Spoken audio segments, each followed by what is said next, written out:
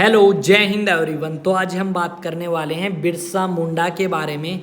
Recently Jharkhand की सरकार ने 124वीं वर्षगांठ मनाई है बिरसा मुंडा की। अगर हम बात करें बिरसा मुंडा है कौन और साथ में क्या योगदान रहा है और किस तरीके से या किन कारणों की वजह से लोग इन्हें भगवान के रूप में देखते हैं, तो सारी की सारी चीज़ें करेंगे। पर वीडियो को लास्ट तक ज़रूर देखना और चैनल आपका अपना है, इसे सब्सक्राइब जरूर करें। साथ में टेलीग्राम पे जुड़ने के लिए एग्ज़ाम टॉक्स नाम से सर्च करें या चैनल के डिस्क्रिप्शन में जाके ज्वाइन कर सकते हैं। तो चलिए जानते हैं बिरसा मुंडा के बारे में। तो रिसेंटली क्या हुआ है, जो झारखंड के मुख्यमंत्री हैं चंपई सोरेन, उन्होंने 9 जून को बिरसा मुंडा को श्रद्धांजलि देते हुए ये कहा है कि जो रास्ता भगवान बिरसा मुंडा ने हमें दिखाया है उसी रास्ते पे चलते हुए हम झारखंड के लोगों की भलाई के लिए या झारखंड के लोगों के उत्थान के लिए काम कर रहे हैं। और अगर हम बात करें तो सबसे पहले आता है कि बिरसा मुंडा था कौन और किस तरीके से लोग इन्हें देखते थे। तो बिरसा मुंडा का जन्म 15 नवंबर 1875 को हुआ और इनकी जो मृत्यु है वो हुई थी 9 जून को, और 9 जून 1900 के अंदर या 1900 के अंदर इनकी मृत्यु हुई।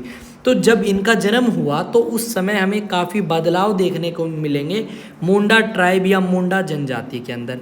ये जो आपकी जनजाति है ये पहले खाना बदोशी या फिर कह सकते हो शिकार करने का काम करती थी, पर समय के अनुसार इन्होंने शिकार करने का काम छोड़ के इन्होंने क्या किया, इन्होंने खेती बाड़ी करना स्टार्ट किया। पर जैसे ही खेती बाड़ी करना स्टार्ट किया तो जो अंग्रेज़ों की नई नीतियाँ थी जिसकी वजह से इनके ऊपर काफ़ी बुरा प्रभाव हमें देखने को मिला। जो आपका ज़मींदारी सिस्टम था उनकी वजह से काफ़ी बदलाव हमें इनके समाज के अंदर देखने को मिलते हैं, और उन्हीं बदलावों के कारण आपका जो समाज है उसके अंदर काफ़ी बदलाव आते हैं। और अगर हम यहाँ पे बात करें तो यहाँ पे जो आपकी समस्याएं बढ़ रही थी वहाँ के लोगों की, उन सभी समस्याओं को बिरसा मुंडा ने देखा कि किस तरीके से अंग्रेज़ों की नीतियों की वजह से भूखमारी और इस तरीके की चीज़ें, साथ में आदिवासी लोगों का शोषण साहूकारों के द्वारा, ज़मींदारों के द्वारा जो किया गया था, वो सारे बिरसा मुंडा ने देखे।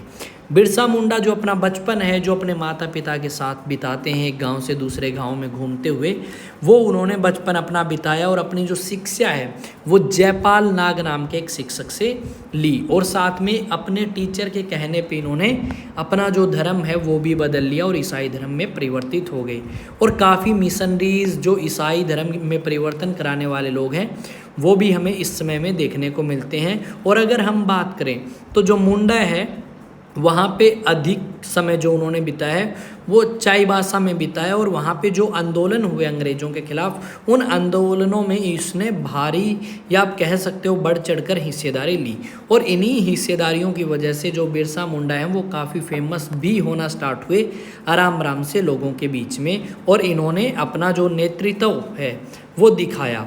साथ में जब ये आपका नेतृत्व कर रहे थे आम आंदोलनों में, तो इन्होंने कहा बिरसाइयत के अंदर विश्वास दिखाएं, जहाँ पे इन्होंने कहा अपने अनुयायियों से, अपने शिक्षकों, अपने जो शिष्य थे उनसे कि आप एक भगवान में विश्वास रखें और साथ में किसी भी व्यक्ति को भीख और इस सारी चीज़ों की या पशुओं को बलि देने का जो काम आप करते हैं वो सारा छोड़ दें। और काफ़ी लोग देखते ही देखते इनका जो बिरसाइयत सिस्टम था या बिरसाइयत में विश्वास था उसमें जुड़ना स्टार्ट करते हैं। 1899 की अगर बात करें तो अंग्रेज़ों को भारत से खदेड़ने के लिए इन्होंने गोरिल्ला युद्ध नीतियों का और भी काफ़ी अलग नीतियों का इस्तेमाल किया। उलगुलाल नाम से इन्होंने एक आंदोलन भी स्टार्ट किया, और उस उलगुलाल आंदोलन के तहत इन्होंने मुंडा लोगों के पक्ष में रहते हुए अंग्रेज़ों के खिलाफ बगावत करी, ठीक है। और इन्होंने जितने भी अंग्रेज़ों ने कानून पास किए थे उन कानूनों को ख़त्म करने की कोशिश करी, पर ख़त्म ये नहीं कर पाते हैं। क्या होता है इनके साथ, 9 जून 1900 को 25 वर्ष की आयु में एक जेल के अंदर बंद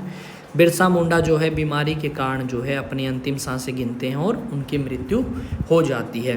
पर बिरसा मुंडा ने जो आंदोलन किया उससे काफ़ी अच्छे प्रभाव हमें देखने को मिले, काफ़ी अच्छे इम्पैक्ट अंग्रेज़ों के ऊपर पड़े, और उन्होंने जो सिस्टम था आपका ज़मींदारी सिस्टम या आपका जो आपके ट्राइबल लोग थे या आदिवासी लोग थे, उनकी ज़मीन गैर आदिवासियों को जो ट्रांसफ़र करने के कानून बनाए थे वो सारे के सारे रद्द कर दिए गए। और साथ में आपको मैं अपडेट जो है वो यहाँ पे देना चाहूँगा, जितने भी स्टूडेंट जीएस फाउंडेशन के लिए प्रिपेयर करना चाहते हैं तो आईएएस स्टडी सेंटर के द्वारा जो क्लासेस स्टार्ट करी गई हैं ऑफलाइन, आप उनको ज्वाइन कर सकते हैं। और एनडीए के लिए एक स्पेशल अनाउंसमेंट है। अनाउंसमेंट ये है कि अगर आप जून 30 तक रजिस्ट्रेशन कराते हैं इस नंबर के थ्रू तो आपको कोई भी एडमिशन फ़ीस नहीं देनी, आपको पे करने होंगे सिर्फ़ और सिर्फ रजिस्ट्रेशन फ़ीस, जो कि बहुत मिनिमम है। और इसके थ्रू आप एनडीए के कोर्स में एनरोल हो सकते हैं 2025 अप्रैल के लिए और अपनी प्रिपरेशन बूस्ट कर सकते हैं। 11th एंड 12th करने के लिए भी आप यहाँ पे ज्वाइन कर सकते हैं और साथ में एनडीए की प्रिपरेशन कर सकते हैं। आईआईटी नीट के लिए, ठीक है, या ओलंपियाड के लिए भी आप हमारे साथ प्रिपेयर कर सकते हैं। एनटीएससी के लिए ये जो कंपटीशंस के एग्ज़ाम हैं जैसे आईएएस, एचसीएस, एनडीए, ये हमारे चलते हैं आईएएस बैनर के अंडर। और आपके गवर्नमेंट जॉब्स एसएससी लाइक ये भी आपके आईएएस स्टडी सेंटर बैनर के अंडर चलते हैं। बाकी जो एग्ज़ाम्स हैं जैसे आईआईटी, जेईई, ठीक है, या फिर नीट या फिर ओलंपियाड, एनटीएससी ट्यूशंस, ये हमारे चलते हैं अचीवेक्स एकेडमी के बैनर के अंडर। और अगर आप भी ज्वाइन करना चाहते हैं तो एड्रेस आपको नीचे दिया गया है और इस एड्रेस पे आप कॉल करके इस एड्रेस पे पहुंच सकते हैं, या आप हमें आईएएस स्टडी सेंटर नाम से गूगल पे भी सर्च कर सकते हैं। गूगल मैप पे आपको लोकेशन मिल जाएगी। और अगर ज़्यादा जानकारी चाहिए तो इस नंबर पे कांटेक्ट करें। मिलेंगे नेक्स्ट वीडियो में, तब तक जय हिंद, जय भारत और अपना ख्याल रखिए और लोगों तक खबरें पहुंचाते रहिए। मिलेंगे नेक्स्ट वीडियो में।